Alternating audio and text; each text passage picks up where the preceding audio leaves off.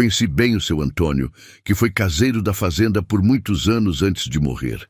Era um homem bom, trabalhador, que cuidava da propriedade como se fosse dele mesmo. Morava numa casinha simples perto da sede e fazia todos os serviços gerais. Cuidava do portão, limpava os quintais, consertava cerca, essas coisas que um caseiro faz. Todo mundo gostava dele porque era uma pessoa direita, não dava trabalho para ninguém e sempre estava disposto a ajudar no que precisasse. Ele morreu de um jeito muito triste, atropelado na estradinha de barro que leva até a fazenda. Era uma tarde de domingo. Ele estava voltando da cidade depois de fazer umas compras, andando pela estrada como sempre fazia.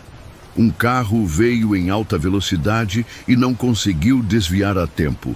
Foi uma coisa muito trágica, porque ele era querido por todo mundo da região. O enterro dele foi cheio de gente, mostrando como ele era respeitado. Depois que o seu Antônio morreu, a fazenda ficou meio diferente. Não era só porque faltava alguém para fazer o serviço dele. Era uma sensação estranha, como se alguma coisa tivesse mudado no ar do lugar. E começou a acontecer uma coisa que deixou todo mundo arrepiado. Toda noite, a gente escutava o barulho de passos arrastados vindo pela estradinha de cascalho, bem devagar, como se fosse alguém caminhando com dificuldade. O som era bem característico, porque o seu Antônio sempre andava meio arrastando os pés. Ele tinha um problema na perna que fazia ele andar daquele jeito. Então, quando a gente escutava aqueles passos na estrada, todo mundo logo pensava nele. Mas era impossível, né? Ele tinha morrido, a gente tinha visto o enterro, tinha ido no velório. Não podia ser ele andando por ali de novo. Mesmo assim, o barulho dos passos vinha toda noite, sempre no mesmo horário, sempre pela mesma estrada. Era como se alguém estivesse fazendo o mesmo caminho que o seu Antônio fazia todo dia quando estava vivo. Os passos vinham lá de longe, da direção da cidade, e iam até a porteira da fazenda. Depois, paravam ali e não se escutava mais nada. Uma madrugada, um dos funcionários que estava tendo dificuldade para dormir por causa de um dente doendo, resolveu olhar pela janela na hora que os passos estavam chegando. O que ele viu deixou ele gelado de medo. Era o seu Antônio mesmo, parado ali na porteira da fazenda, olhando para dentro da propriedade. Mas ele estava diferente, com as roupas manchadas de sangue e terra, e os olhos estavam secos, sem brilho, como se fossem de boneco. O funcionário ficou escondido atrás da cortina, tremendo de medo, só observando. O seu Antônio ficou parado ali por uns minutos, sem se mexer, só olhando. E então ele falou uma coisa que deu arrepio. Ainda falta um acerto. Falou isso bem baixinho, mas dava para escutar perfeitamente no silêncio da madrugada. Depois disso, ele se virou e foi embora, arrastando os pés pela estrada na direção de onde tinha vindo. No outro dia, o funcionário contou para todo mundo o que tinha visto, mas nem todo mundo acreditou. Alguns achavam que ele tinha sonhado ou que estava imaginando coisas por causa da dor de dente e da falta de sono. Mas a partir daquele dia, começou a acontecer uma coisa ainda mais estranha. Toda sexta-feira, alguém da fazenda sonhava com o seu Antônio. Não era sempre a mesma pessoa, ia variando. Uma semana era um funcionário, na outra semana era outro, às vezes era até o patrão. Mas sempre na sexta-feira, alguém sonhava com ele. E sempre era o mesmo tipo de sonho. O seu Antônio aparecia falando que precisava resolver um acerto, que tinha alguma coisa pendente que precisava terminar. Ele nunca explicava direito o que era esse acerto, só repetia que ainda faltava resolver alguma coisa. E o mais assustador é que toda pessoa que sonhava com ele acordava com os pés sujos, de barro. Barro da estrada mesmo, daquele barro vermelho da estradinha que leva à fazenda. Era como se a pessoa tivesse caminhado pela estrada durante a noite, mas todo mundo dormia em casa. Ninguém saía de casa durante o sono. Não fazia sentido nenhum. Acordar com os pés sujos daquele jeito, Até hoje ninguém sabe o que é esse acerto que o seu Antônio fica falando que precisa resolver. E os sonhos continuam acontecendo toda sexta-feira, sempre com alguém diferente.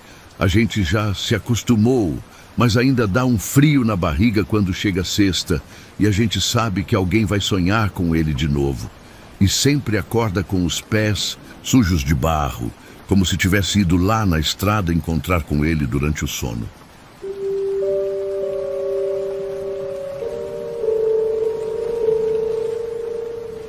Tem épocas do ano que são mais difíceis na fazenda, né? A seca é uma delas, quando a chuva demora para chegar e a gente fica preocupado com a plantação, com o pasto, com tudo. Foi numa dessas épocas que começou a acontecer uma coisa muito estranha na tulha onde a gente guardava o milho. A tulha era um galpão grande, bem fechado, onde ficavam os sacos de milho que a gente usava para alimentar o gado quando o pasto estava fraco. Era um lugar meio escuro, mas seco e seguro para os grãos.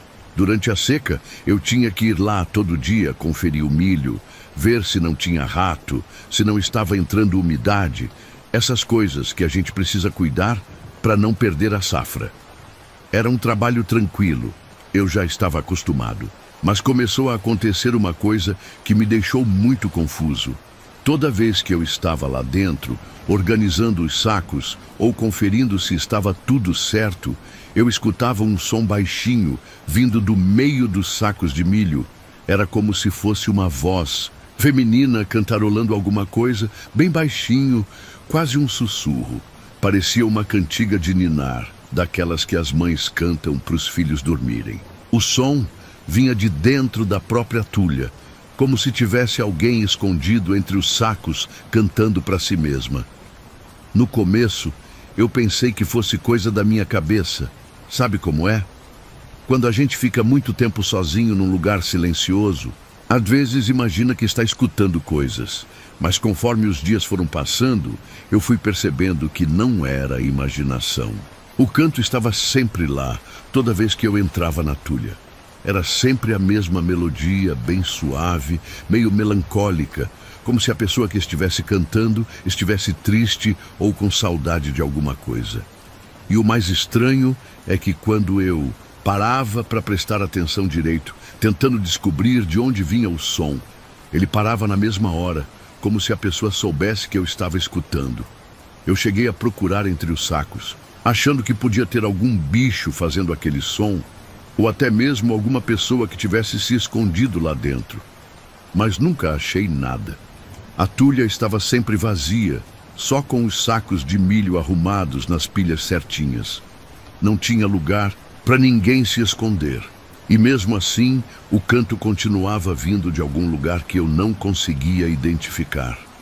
Até que um dia, eu vi uma coisa que me deu um susto terrível. Estava organizando uns sacos quando percebi que algumas espigas de milho estavam brotando uns negócios estranhos. Não eram os grãos normais, não. Eram uns bichinhos pequenos, sem pelo, meio rosados, que pareciam vermes ou larvas. Eles tinham uns dentinhos pequenos e afiados e se mexiam devagar entre os grãos do milho. Era a coisa mais nojenta que eu já vi na minha vida. Fiquei apavorado e corri para chamar o patrão. Quando ele veio ver, ficou tão assustado quanto eu. Nunca tinha visto nada igual e a gente não sabia o que podia ter causado aquilo. Os bichinhos estavam saindo de várias espigas, como se o milho tivesse virado um ninho para essas criaturas. O patrão mandou jogar tudo fora, queimar tudo longe da fazenda para não contaminar o resto da safra. A gente pegou todos os sacos que estavam na tulha e levou para longe, fez uma fogueira grande e queimou tudo. Teve que comprar milho novo para alimentar o gado, porque não dava para arriscar usar nada que tivesse estado naquele lugar. Mas mesmo depois de jogar tudo fora e limpar a tulha inteira, o canto feminino continuou. Toda vez que alguém entrava lá, escutava aquela cantiga de ninar vinda de lugar nenhum. E começou a acontecer uma coisa ainda mais estranha. Toda vez que a gente escutava o canto dentro da tulha, no outro dia aparecia uma espiga de milho no terreiro da casa, bem na frente da porta. Era sempre uma espiga só, mas ela estava quente, como se tivesse acabado de ser cozida. E o cheiro era bom, cheiro de milho cozido mesmo, daqueles que a gente come na festa junina. Ninguém sabia de onde vinha aquela espiga. A tulha estava vazia, não tinha milho plantado perto da casa, e ninguém estava cozinhando milho. Mas toda vez que o canto aparecia, a espiga aparecia junto no dia seguinte. A gente ficava com medo de comer, não sabia se aquilo podia fazer mal. Então sempre jogava fora, mas no outro dia, se o canto voltasse, aparecia outra espiga no mesmo lugar. Se vocês gostaram desses relatos assombrados da fazenda e querem ver mais histórias assim, não esqueçam de deixar aquele like no vídeo para ajudar o canal. E se vocês curtem esse tipo de conteúdo de terror rural brasileiro, se inscrevam no canal e ativem o sininho para não perder nenhuma história nova que a gente posta por aqui.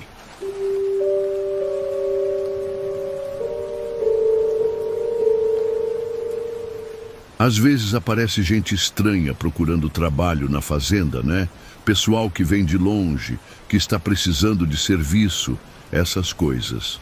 Mas teve uma vez que apareceu um homem que me deixou com uma sensação ruim desde o primeiro momento que eu vi ele.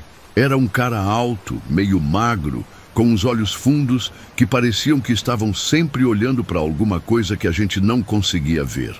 Usava roupas velhas, mas limpas, e tinha um jeito calado, meio sombrio, que deixava todo mundo desconfortável. Ele chegou numa tarde de terça-feira pedindo trabalho para o capataz. Falou que já tinha sido vaqueiro ali na fazenda antes, que conhecia o lugar e o serviço. Mas isso era estranho porque ninguém lembrava dele. Eu trabalhava lá fazia tempo, conhecia todos os vaqueiros que já tinham passado por ali, e nunca tinha visto aquele homem na minha vida.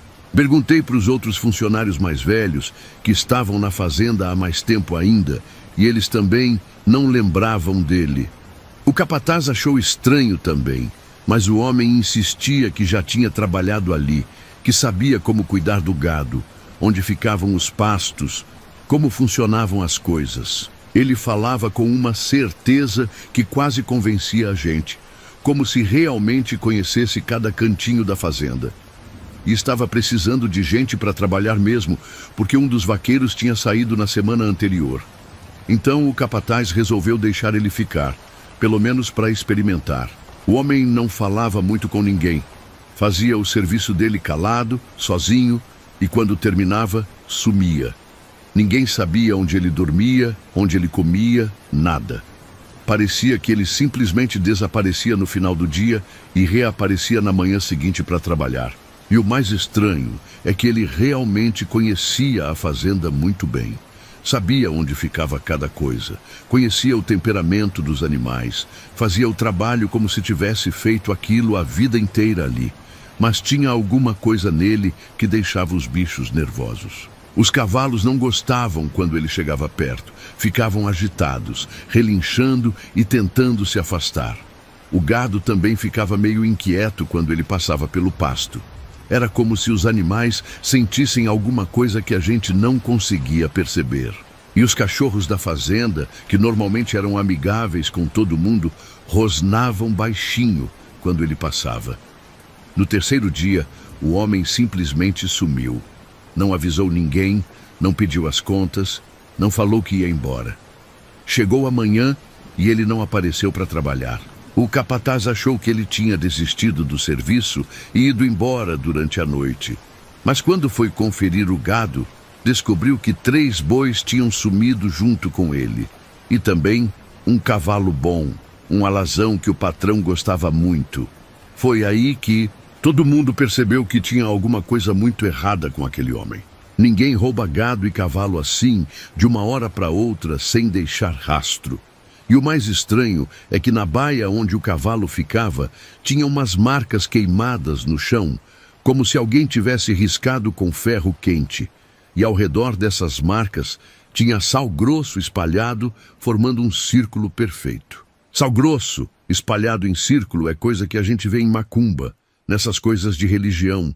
Ninguém entendeu por que o homem tinha feito aquilo antes de roubar o cavalo. Era como se fosse algum tipo de ritual ou proteção.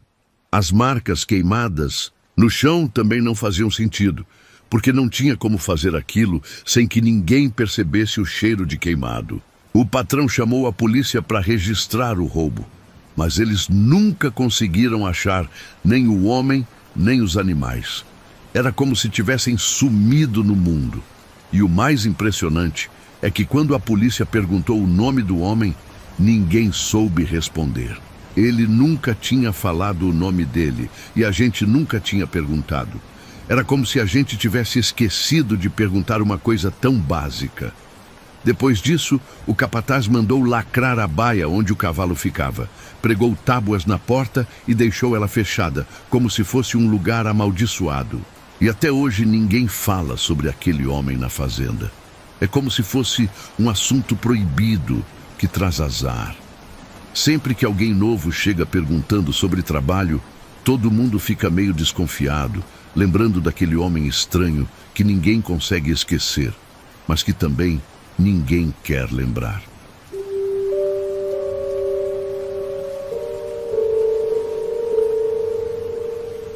Eu sempre respeitei essas pessoas mais velhas que sabem benzer e fazer orações, sabe? Minha avó sempre dizia que a gente tem que tratar bem essas pessoas, porque elas têm conhecimento de coisas que a gente não entende. Mas nem todo mundo pensa assim, infelizmente. Na fazenda onde eu trabalhava, apareceu uma benzedeira num final de tarde, pedindo um lugar para passar a noite. Era uma senhora bem velhinha, magra, com umas roupas bem simples e uma sacola de pano nas costas. Ela chegou na porteira da fazenda bem humilde, pedindo se podia ficar ali só uma noite, porque estava com dificuldade para chegar na cidade antes de escurecer. Falou que podia dormir em qualquer cantinho, que não ia incomodar ninguém. Era uma pessoa que dava para ver que precisava de ajuda, que estava cansada da caminhada. Mas o patrão, que sempre foi meio arrogante, riu na cara da velha quando soube que ela era benzedeira. Ele falou que não acreditava nessas coisas, que era tudo bobagem de gente ignorante e que na fazenda dele não ia ter macumbaria. Usou essas palavras mesmo, bem grosseiro. A gente ficou sem graça, porque a senhora estava claramente precisando de ajuda. Mas o patrão era teimoso e não mudava de ideia quando decidia alguma coisa. A benzedeira não discutiu nem nada, só ficou quieta escutando as grosserias dele. Quando ela viu que não ia conseguir ficar, pegou uma trouxinha de pano que estava na sacola dela e amarrou bem certinha no portão da fazenda. Não falou nada, não xingou, não se alterou. Só amarrou aquela trouxinha e foi embora andando devagar pela estrada. O patrão ainda riu e falou que agora ia ter proteção na fazenda, fazendo pouco caso da situação toda. Na noite seguinte aconteceu uma coisa terrível que deixou todo mundo assustado. 3 cavalos que estavam no pasto amanheceram com as patas quebradas. Não todas as patas, mas cada um tinha uma pata diferente quebrada, como se tivesse levado uma pancada muito forte. Os bichos estavam gemendo de dor, não conseguiam nem ficar de pé direito. Nunca tinha acontecido isso na fazenda. Os cavalos estavam bem de saúde. Não tinha buraco no pasto onde eles pudessem tropeçar. Nada que explicasse aquilo. O veterinário que veio examinar os bichos disse que parecia que alguém tinha quebrado as patas deles com alguma coisa pesada, como se fosse uma marretada. Mas não fazia sentido porque não tinha ninguém com raiva dos animais, e ladrão de cavalo não faz uma coisa dessas. O patrão ficou muito preocupado porque eram cavalos caros, de boa linhagem, e agora estavam todos aleijados. Foi aí que alguém lembrou da trouxinha que a benzedeira tinha deixado amarrada no portão. O patrão, que estava desesperado para entender o que tinha acontecido com os cavalos, mandou alguém ir buscar aquilo para ver o que tinha dentro. Quando a gente desamarrou e abriu a trouxinha, encontramos uma coisa que deu arrepio em todo mundo. Dentro tinha um boneco pequeno, feito com pelos que pareciam ser dos próprios cavalos. O boneco tinha olhos de vidro, bem pequenos, que brilhavam de um jeito estranho. E o mais impressionante é que tinha uma moeda de cobre grudada no lugar onde seria a língua do boneco. A moeda estava bem antiga, verde de zinabre, e parecia que tinha sido colada ali com alguma coisa que a gente não conseguiu identificar. Quando o patrão viu aquilo, ficou branco de medo. Até quem não acreditava nessas coisas ficou impressionado, porque era muita coincidência os cavalos terem se machucado logo depois da benzedeira ter deixado aquela trouxinha. E o mais estranho é que os pelos do boneco eram iguais aos pelos dos cavalos que se machucaram. Eram da mesma cor, do mesmo tipo, como se tivessem sido cortados dos próprios bichos. Ninguém sabia o que fazer com aquilo. O patrão queria jogar e fora, mas tinha medo de piorar a situação. Outros falavam que era melhor procurar a benzedeira para pedir desculpa e ver se ela desfazia o que tinha feito. Mas ninguém sabia onde ela estava. Tinha sumido na estrada e ninguém sabia o nome dela nem de onde vinha. Os cavalos nunca mais ficaram bons das patas. Ficaram mancando para o resto da vida. Não serviam mais para trabalho pesado. E o boneco? Bom, o patrão acabou enterrando ele num lugar bem longe da casa, mas ainda fica com medo de que algum dia alguém desenterrar aquilo e trazer problema de novo. Desde esse dia, ele nunca mais desrespeitou pessoa que pede ajuda, principalmente essas que sabem de coisas que a gente não entende.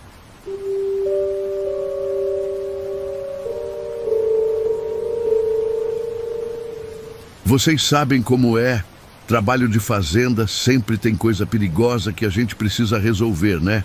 Um dia, o patrão mandou a gente tapar um poço antigo que tinha lá no meio do pasto. Era um poço bem velho, daqueles que os antigos faziam, para tirar água, mas que tinha secado fazia tempo e estava virando um perigo para os animais. Já tinha acontecido de boi cair lá dentro, então era melhor fechar aquilo de uma vez por todas. A gente pegou pedra, barro, entulho, tudo que tinha por perto e começou a jogar dentro do poço para tampar ele bem tampado. Era um buraco fundo, muito fundo mesmo, porque a gente jogava pedra grande e demorava para escutar o barulho batendo lá embaixo. Levamos quase 2 dias para encher aquilo direito, socando bem o barro por cima para ficar bem firme. Quando terminamos, ficou uma superfície lisa, como se nunca tivesse existido poço nenhum ali. No 3º dia, depois que a gente terminou o serviço, começou a acontecer uma coisa que deixou todo mundo arrepiado.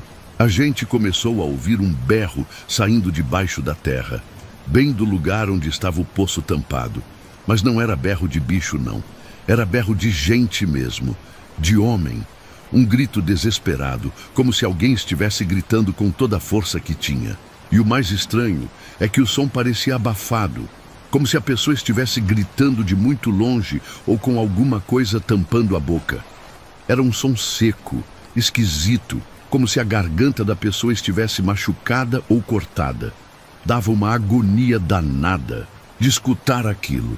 E o pior é que não era só uma vez ou outra, não. O berro vinha toda noite, sempre no mesmo horário.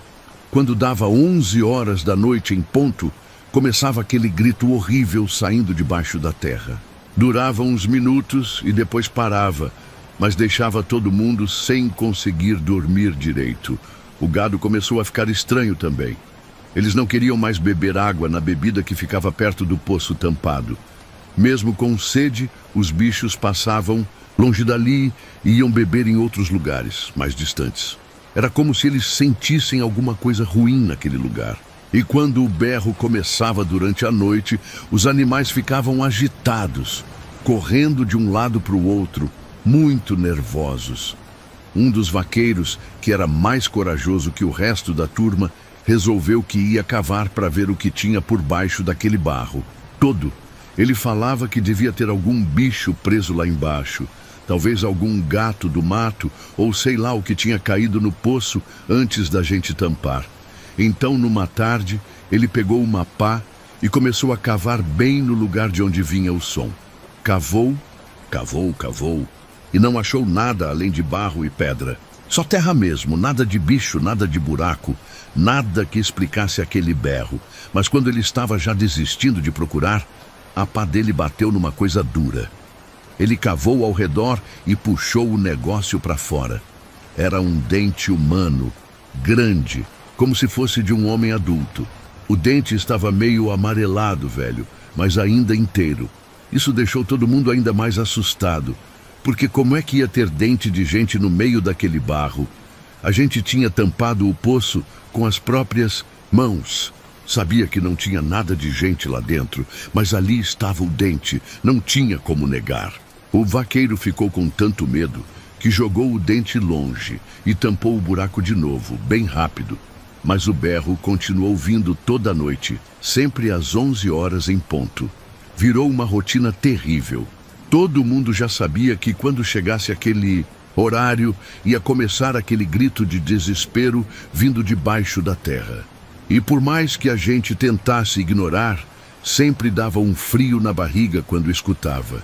Tem gente que fala que deve ter algum corpo enterrado por lá, de alguém que morreu faz tempo e que a alma não consegue descansar. Outros acham que é coisa do poço mesmo, que esses buracos antigos às vezes ficam com energia ruim. Mas ninguém sabe explicar direito o que é aquilo. O que todo mundo sabe é que depois que a gente tampou aquele poço, a fazenda não ficou mais a mesma. Sempre tem aquela tensão no ar, esperando chegar 11 horas da noite para começar o berro de novo.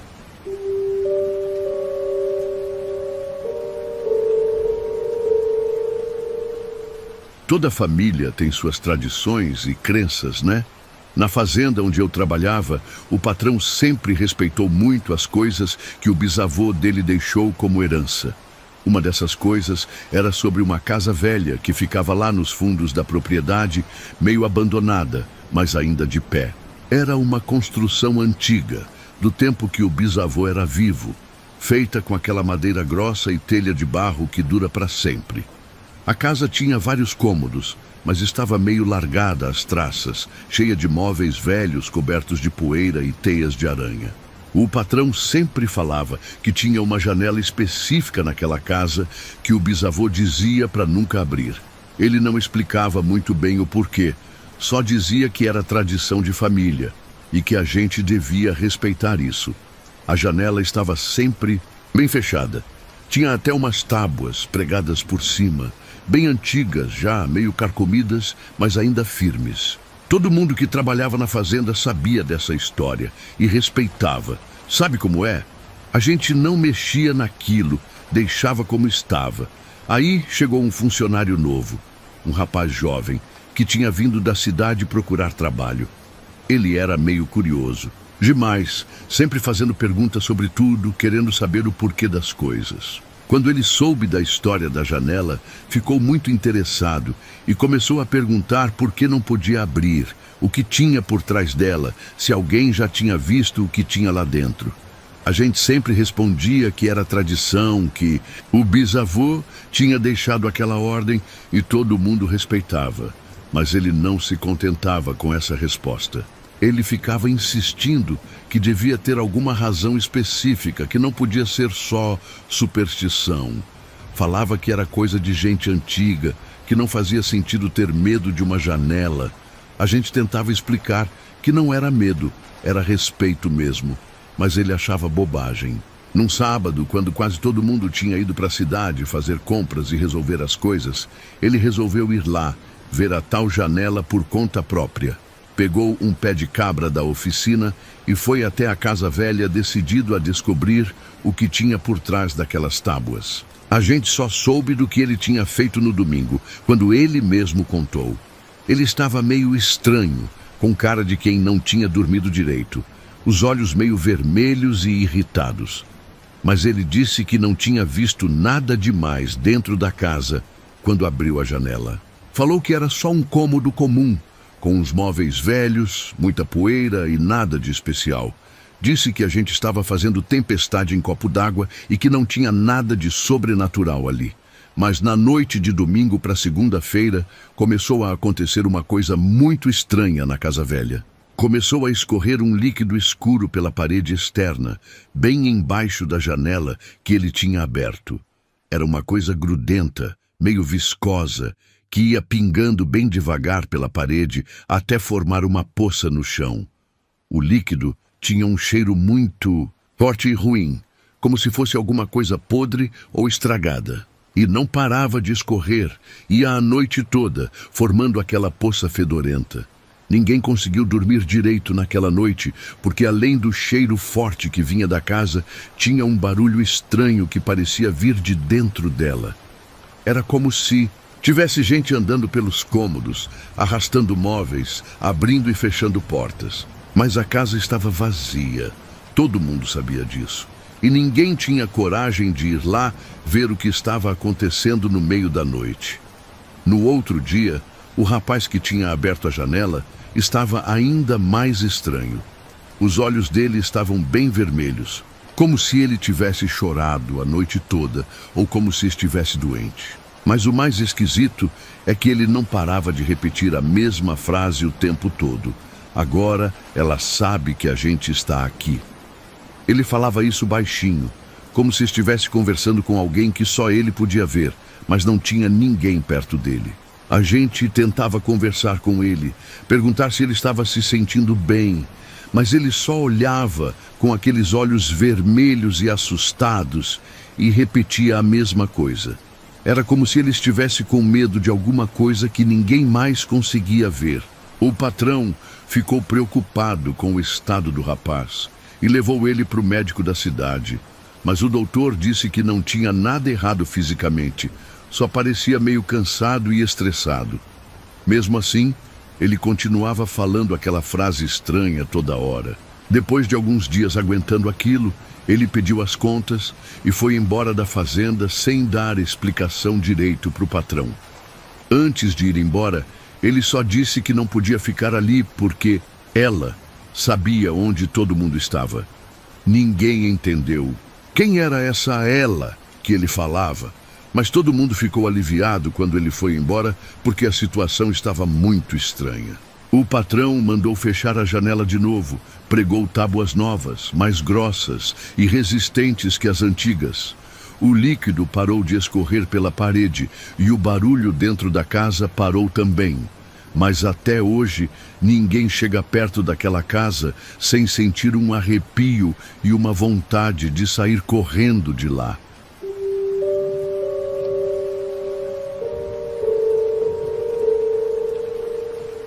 Sempre teve muita tradição na fazenda onde eu trabalhava. O patrão era dessas pessoas que acreditam nas coisas antigas, nos costumes que vêm dos avós, sabe?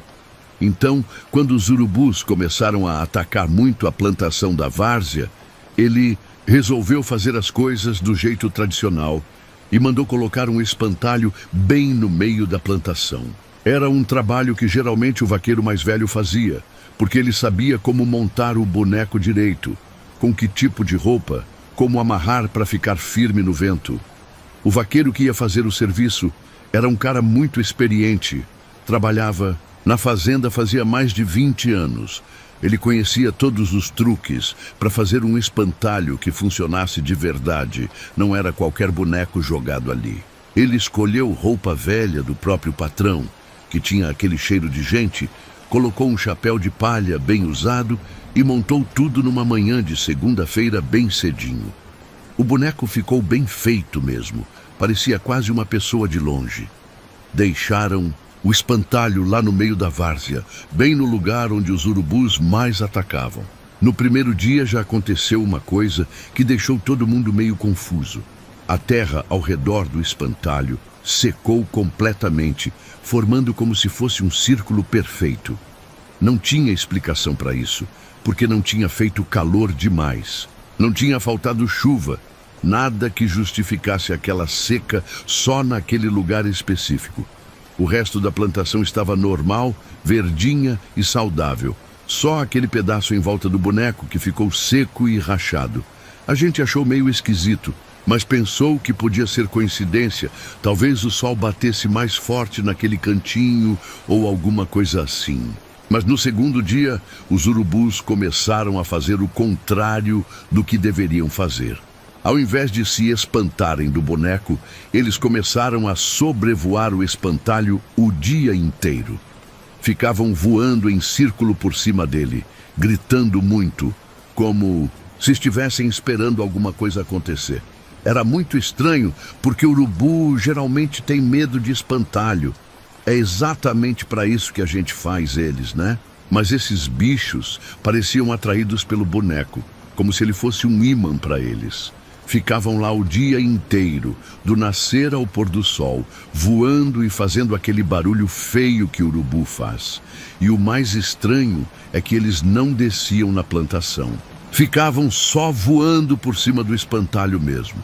No terceiro dia, quando a gente foi conferir como estava a plantação, encontramos uma coisa que arrepiou todo mundo. Tinha umas marcas de unha no chapéu do espantalho, marcas bem fundas, como se alguém ou alguma coisa tivesse arranhado com muita força. E os olhos que o vaqueiro tinha pintado com tinta preta no rosto do boneco estavam vermelhos, pintados com uma coisa que parecia sangue seco. O vaqueiro ficou muito assustado quando viu aquilo e falou que em todos os anos que ele fazia espantalho, nunca tinha visto coisa igual. Ele disse que ia desmontar o boneco no outro dia de manhã, porque aquilo não estava certo, tinha alguma coisa muito errada acontecendo ali. Mas quando amanheceu, na quinta-feira, o vaqueiro não apareceu para trabalhar. Isso era muito estranho, porque ele era um homem muito responsável. Nunca faltava no serviço sem avisar. A família dele ficou preocupada e disse que ele tinha saído de casa normal, como sempre fazia, mas nunca chegou na fazenda. A gente procurou por toda parte, nos pastos, na estrada, perguntou para todo mundo da região, mas não achamos nem rastro dele. O patrão ficou muito preocupado e chamou a polícia, mas eles também não conseguiram encontrar nada. Era como se o homem tivesse sumido do mundo. Depois de uma semana sem notícia, o patrão mandou a gente queimar o espantalho porque todo mundo estava com medo e achando que aquilo estava trazendo azar para a fazenda. A gente juntou lenha bem seca e tocou fogo no boneco. Ele queimou bem rápido, mas a fumaça que saiu era preta e grossa e tinha um cheiro horrível, como se fosse carne podre queimando. Mesmo depois de queimado e virado cinza, continuaram aparecendo pegadas estranhas ao redor da cerca da várzea. Eram pegadas de bota, iguais às que o vaqueiro usava, sempre do mesmo tamanho. De manhã cedo, quando a terra estava molhada do sereno, sempre tinha pegadas novas. Elas começavam no lugar onde era o espantalho e iam até a porteira da fazenda, como se alguém estivesse tentando sair dali toda noite, caminhando sempre pelo mesmo caminho.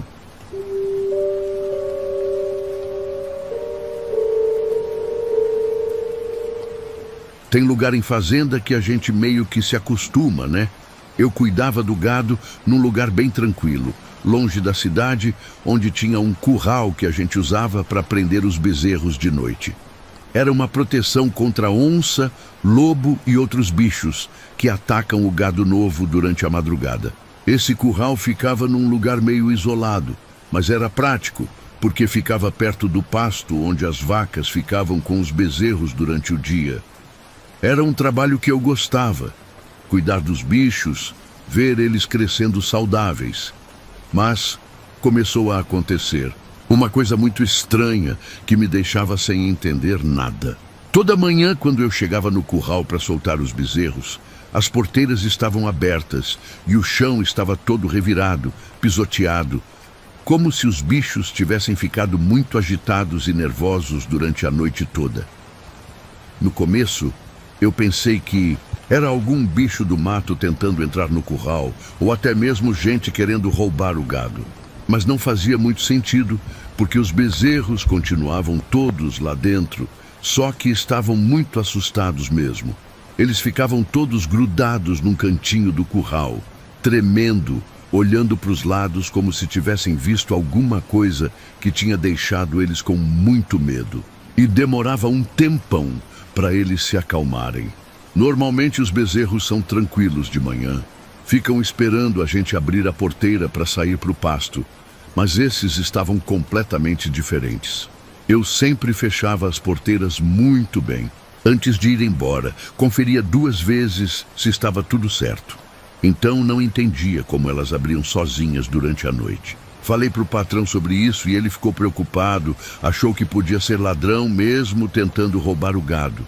Então ele mandou eu ficar de vigília uma noite para ver o que estava acontecendo por lá.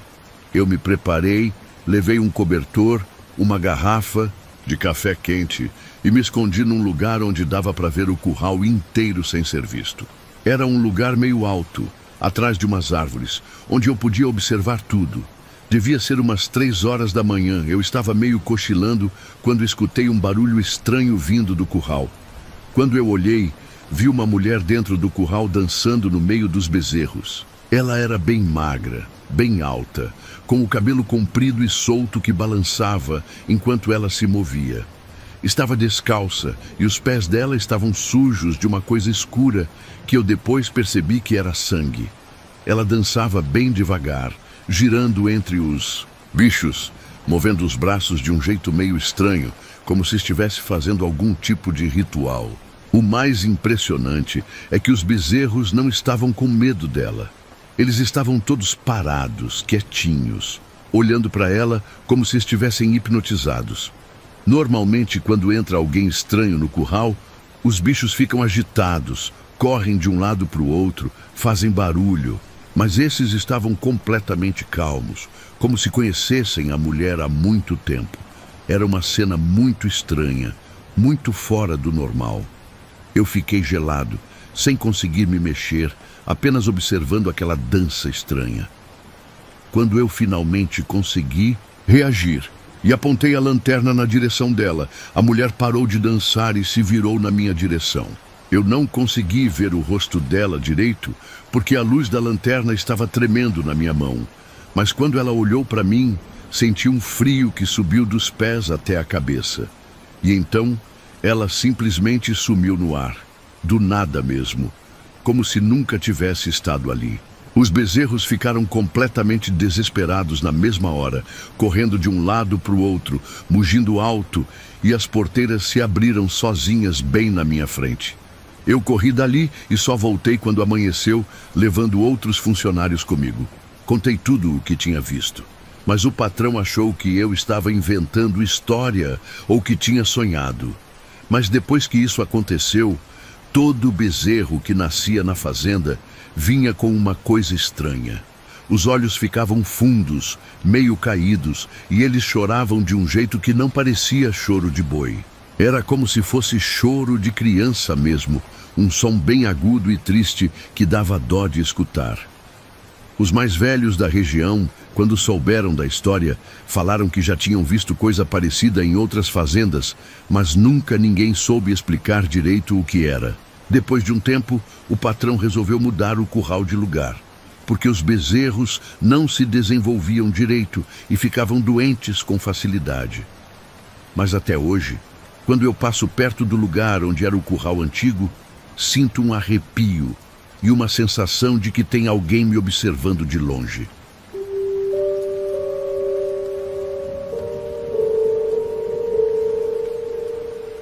Eu sempre gostei do meu trabalho na fazenda, mas tem um lugar lá que me dava um frio na barriga. Era o galpão onde a gente guardava as sementes para plantio. Fica num lugar meio isolado, lá nos fundos da propriedade, longe das outras construções. É um galpão antigo, daqueles feitos com madeira velha e telha de barro, meio escuro por dentro mesmo durante o dia. Fazia parte das minhas funções ir lá todo fim de tarde, conferir se estava tudo certinho, se não tinha rato roendo os sacos, se não estava entrando chuva, essas coisas básicas que a gente tem que cuidar. Aí começou a acontecer uma coisa muito estranha. Toda vez que eu estava por lá, organizando as coisas ou conferindo os sacos, eu escutava uma voz sussurrando uns nomes. No começo, eu pensei que era eco de alguma coisa, ou até mesmo vento passando pelas frestas do galpão. Sabe como é? Esses lugares antigos fazem muito barulho mesmo. A madeira range, o vento entra por qualquer buraquinho e faz sons estranhos. Mas conforme os dias foram passando, eu fui percebendo que não era eco coisa nenhuma. A voz estava falando nomes de pessoas mesmo. Nomes que eu conhecia da região, nomes dos vizinhos, de gente que morava por perto. E o mais estranho é que parecia que a voz vinha de dentro dos próprios sacos de sementes. Era como se alguém estivesse escondido ali dentro sussurrando, mas isso não fazia sentido porque os sacos estavam todos costurados e pesados demais para ter alguém dentro.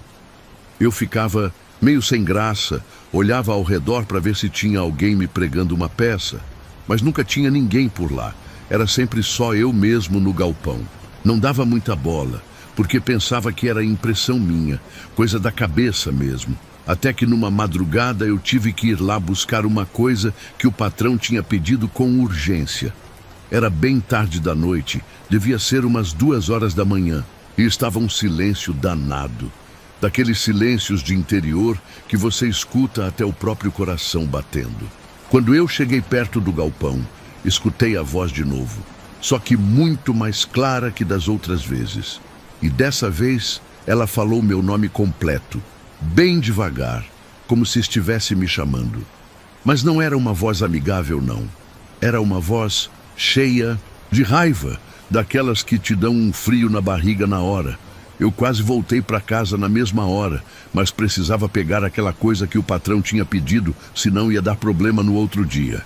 Então respirei fundo e entrei no galpão, acendendo a luz bem rápido. Quando a luz acendeu, eu vi uma coisa que me deixou gelado. O saco de feijão que estava costurado certinho quando eu saí de lá no fim da tarde tinha estourado sozinho. Os grãos estavam espalhados no chão, formando uma cruz perfeita, bem no meio do galpão. Eu sei que parece coisa de filme, mas eu juro para você que foi exatamente isso que eu vi. O saco estava bem costurado, eu mesmo tinha conferido ele horas antes. E agora estava tudo espalhado daquele jeito, numa cruz bem feita, como se alguém tivesse arrumado os grãos um por um. E não tinha vento nem bicho que pudesse ter feito isso. As janelas estavam fechadas, a porta estava trancada. Eu peguei o que precisava e saí de lá correndo, não vou mentir para você. Meu coração estava disparado e minhas mãos estavam tremendo. No outro dia, quando eu voltei lá com mais coragem, as sementes que estavam espalhadas no chão tinham começado a brotar, mas estavam todas podres. Aqueles brotos verdes, que deveriam estar saudáveis e bonitos, estavam pretos, murchos e fedendo muito. Nunca vi nada igual em toda a minha vida. Sementes que estavam guardadas há meses, bem secas e conservadas, de repente brotaram podres do nada, numa noite só. Falei para o patrão que devia ter dado algum problema com umidade no galpão, mas eu sabia muito bem que não era isso. Depois desse dia eu sempre levava alguém comigo quando tinha que ir no galpão. A voz parou de sussurrar os nomes, mas eu ainda sinto um arrepio danado toda vez que passo por lá. E as sementes que ficaram naquele lugar nunca mais prestaram para nada. Todas que a gente tentou plantar depois disso brotaram doentes, ou nem brotaram. É como se o lugar tivesse ficado amaldiçoado.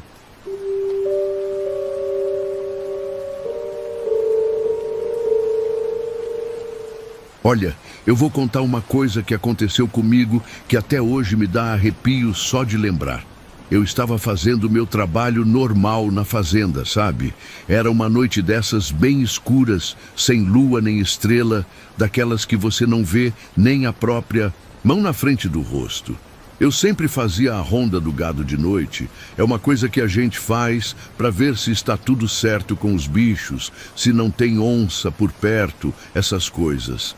É um trabalho que eu já fazia há anos, então conhecia cada cantinho daquele lugar. Estava andando pelo pasto quando vi uma coisa meio estranha lá longe. Parecia um boi pastando, só que estava fora do lugar onde o gado costuma ficar durante a noite. Os bichos têm seus lugares preferidos, né? E aquele ali não era um lugar que eles gostavam muito. Pensei que era algum boi que tinha se separado do resto da boiada. Então resolvi ir lá, conferir e trazer ele de volta para o grupo. Conforme eu fui chegando mais perto, a coisa foi ficando estranha.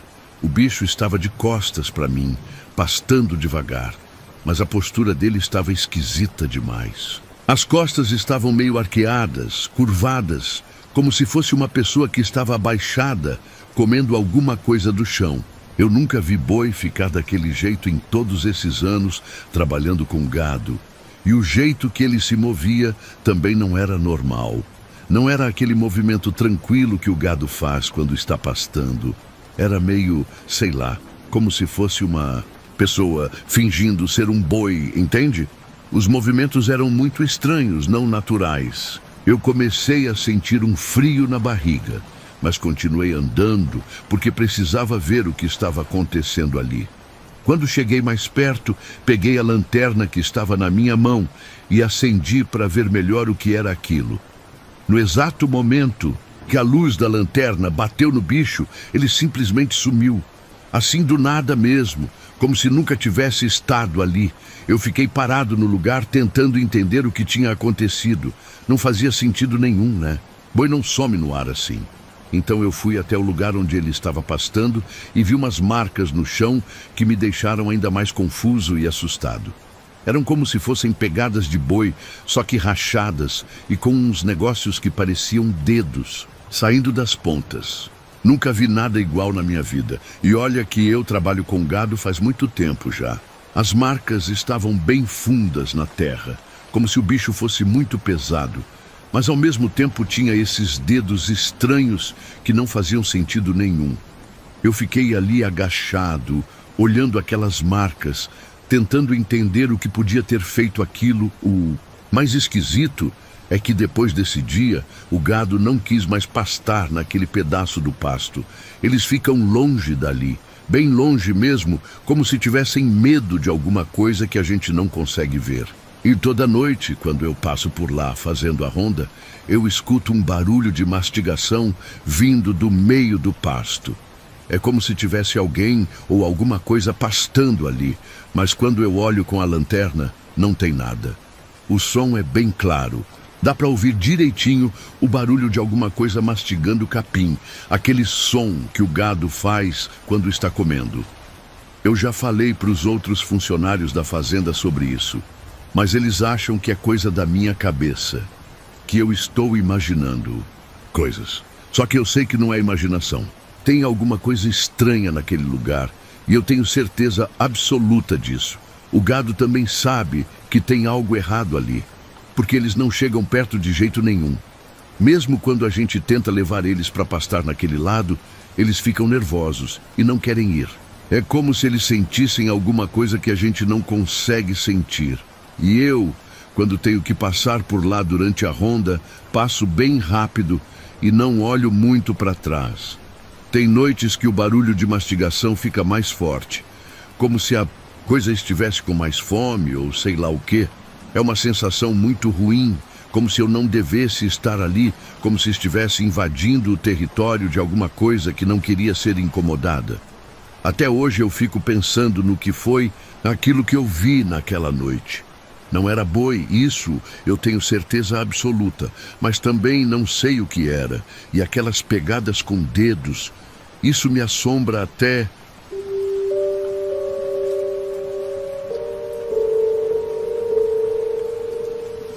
Relato 3. A cozinha da Casa Velha sabe.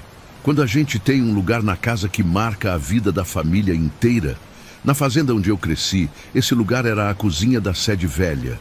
Era onde minha mãe passava a maior parte do dia cozinhando para a família toda, recebendo as comadres para um cafezinho, conversando sobre os problemas da vida. Era o coração da casa mesmo, onde aconteciam as conversas mais importantes e onde a gente se reunia toda noite para jantar junto. Minha mãe era uma cozinheira excelente. Fazia comida que o cheiro se espalhava pela casa inteira e deixava todo mundo com água na boca. Mas teve um dia muito triste que mudou tudo. Aconteceu um incêndio naquela cozinha que destruiu quase tudo. Foi numa tarde que minha mãe estava fritando uns pastéis para lanche e saiu por alguns minutos para buscar uma coisa no quintal. Quando voltou, o fogo tinha se espalhado e não deu tempo de salvar quase nada. Perdemos os móveis, os utensílios, até as panelas velhas que vinham da minha avó ficaram todas estragadas. Minha mãe ficou muito abalada com aquilo porque era o lugar dela, onde ela se sentia mais em casa. Depois do incêndio, reformamos outras partes da casa e fizemos uma cozinha nova em outro cômodo. A cozinha velha ficou fechada, meio abandonada, porque doía demais para minha mãe ver aquele lugar destruído.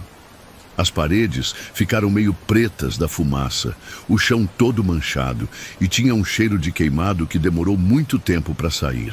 Era um lugar triste demais, então todo mundo evitava entrar lá. Minha mãe morreu alguns anos depois, de uma doença que veio de repente e levou ela muito rápido. Foi uma perda terrível para a família toda, porque ela era o centro de tudo na nossa casa.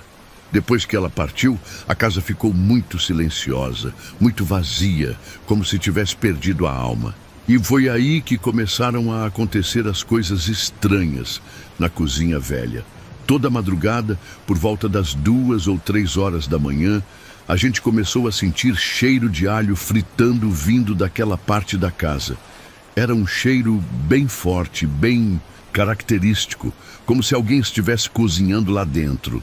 E junto com o cheiro, dava para escutar um barulho baixinho de talheres batendo, como se alguém estivesse mexendo numa panela ou arrumando a mesa. O som era bem suave, mas dava para perceber claramente no silêncio da madrugada. No começo, a gente pensou que podia ser rato, mexendo em alguma coisa que tinha sobrado por lá, ou até mesmo o vento balançando algum pedaço de metal. Mas conforme o tempo foi passando, os sons foram ficando mais claros e mais organizados.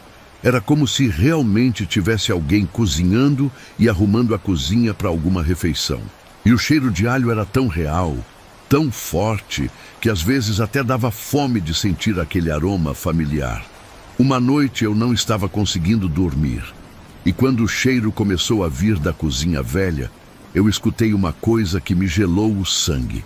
Era a voz da minha mãe me chamando pelo nome, bem baixinho, como ela fazia quando precisava de ajuda na cozinha. Ela estava falando: "Vem cá me ajudar com essa panela", do mesmo jeitinho que sempre falava quando estava cozinhando e precisava de uma mão. Eu fiquei parado na cama, sem acreditar no que estava escutando. Mas a voz continuou me chamando, cada vez mais clara, mais próxima. Então eu levantei e fui até a porta da cozinha velha, que estava sempre fechada. Quando abri a porta e entrei, vi uma coisa que nunca vou esquecer na minha vida. A mesa estava posta com 3 pratos, bem arrumadinha, como se estivesse esperando a família chegar para jantar. Os pratos estavam cheios com comida que parecia quentinha, fumegando, como se tivesse acabado de sair do fogo. Tinha arroz, feijão, uns pedaços de carne, tudo muito bem servido e cheiroso. Era exatamente o tipo de comida que minha mãe fazia, com aquele tempero especial dela que a gente reconhecia de longe. E no lugar onde eu sempre sentava para comer, tinha o meu prato, que estava um pouco diferente dos outros. Quando eu olhei direito para o meu prato, vi que dentro dele, junto com a comida, tinha um dente molhado, como se tivesse sido lavado há pouco tempo. E do lado do prato, em vez de um garfo e faca normais, tinha uma colher feita de barro, daquelas antigas que minha avó usava antigamente. O dente estava ali no meio do arroz, bem visível, e a colher de barro estava brilhando como se tivesse sido polida. Eu fiquei sem reação, olhando para aquela mesa posta, tentando entender o que estava acontecendo.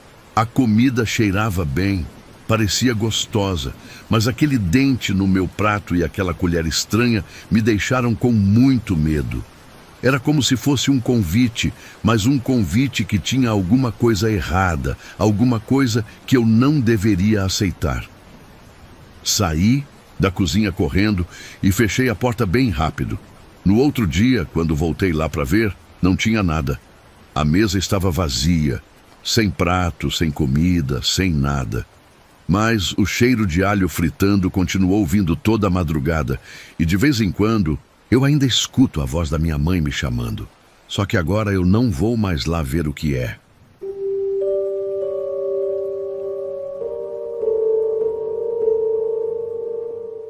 Meu avô era uma dessas pessoas que sabia de muita coisa da vida, sabe? Ele tinha vivido muito, visto muita coisa estranha pelo interior, e sempre dava uns conselhos que pareciam meio bobos, mas que no fundo faziam sentido. Ele conhecia todas as histórias da região. Sabia sobre as famílias antigas, sobre os lugares que tinham energia ruim, essas coisas que só quem viveu muito tempo num lugar consegue conhecer direito. Era um homem simples, mas cheio de sabedoria, daquelas que vêm da experiência de vida. Uma das coisas que ele sempre falava pra gente, principalmente quando éramos mais novos, era sobre um lugar específico na estrada que levava até a divisa da fazenda. Tinha uma curva fechada lá perto da cerca que dividia nossa propriedade da fazenda do vizinho. E meu avô sempre dizia: se vocês virem um velho parado naquela curva, não falem com ele, não parem, não cumprimentem, apenas passem, direto e não olhem para trás. Ele falava isso com uma seriedade que impressionava, como se fosse algo muito importante mesmo. Quando a gente era criança, levava essas palavras do avô mais a sério, mas conforme fui crescendo, comecei a achar que era só lenda, coisa de gente mais velha que acredita em assombração. Meu avô nunca explicou direito quem era esse velho, ou por que a gente não podia falar com ele. Só repetia sempre o mesmo aviso. E como eu nunca tinha visto nada estranho por aquela estrada, fui relaxando e esquecendo do conselho dele, até que um dia eu estava voltando da cidade numa caminhonete. Era meio-dia, sol forte, daqueles dias quentes de verão que não tem uma nuvem no céu. Estava dirigindo tranquilo, pensando nas coisas que tinha resolvido na cidade, quando cheguei na tal curva que meu avô sempre falava. E lá estava ele, um velho parado bem no meio da curva, encostado na cerca, como se estivesse esperando alguma coisa. Era um homem bem curvado, meio corcunda, usando um chapéu velho que tampava todo o rosto dele. Não dava para ver os olhos nem a boca, só via o chapéu e o corpo meio dobrado.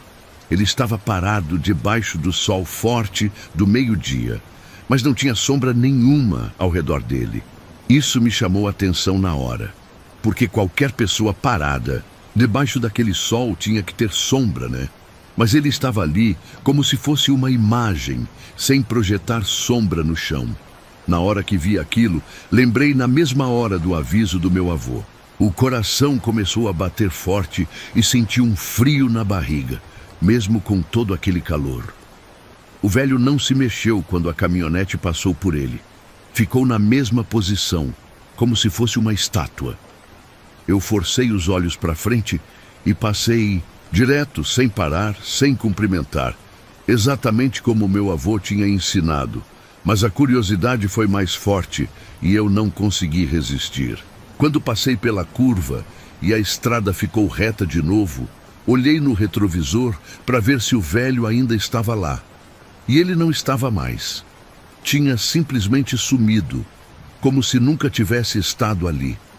A cerca estava vazia, não tinha ninguém, nem sinal de que tinha tido alguém por lá.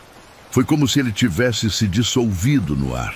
Achei aquilo muito estranho, mas continuei dirigindo em direção à fazenda. Quando cheguei em casa e fui descer da caminhonete, olhei para o banco do passageiro e vi uma coisa que me deixou gelado. Tinha pegadas de barro molhado no banco, como se alguém tivesse sentado ali com os pés sujos. As pegadas eram bem marcadas, claramente de botas velhas, e o barro estava fresco, como se a pessoa tivesse acabado de descer do carro. Mas durante toda a viagem, eu estava sozinho na caminhonete. Ninguém tinha entrado no carro comigo. Ninguém tinha sentado naquele banco. Eu tinha certeza absoluta disso. E não tinha chovido nos últimos dias, então não fazia sentido ter barro molhado assim. As pegadas estavam bem definidas, como se alguém tivesse caminhado numa lama fresca e depois sentado no banco da caminhonete. Fiquei muito assustado com aquilo e limpei o banco rapidamente, sem querer tocar muito naquele barro. Quando contei, Para minha família, o que tinha acontecido, meu avô balançou a cabeça e disse que eu tinha tido sorte de não ter parado para falar com o velho. Ele nunca explicou quem era aquela pessoa ou o que podia ter acontecido se eu tivesse desobedecido o conselho dele. Só disse que tinha feito certo em passar direto. Depois desse dia, toda vez que preciso passar por aquela curva, fico meio tenso, prestando atenção se vai ter alguém parado lá.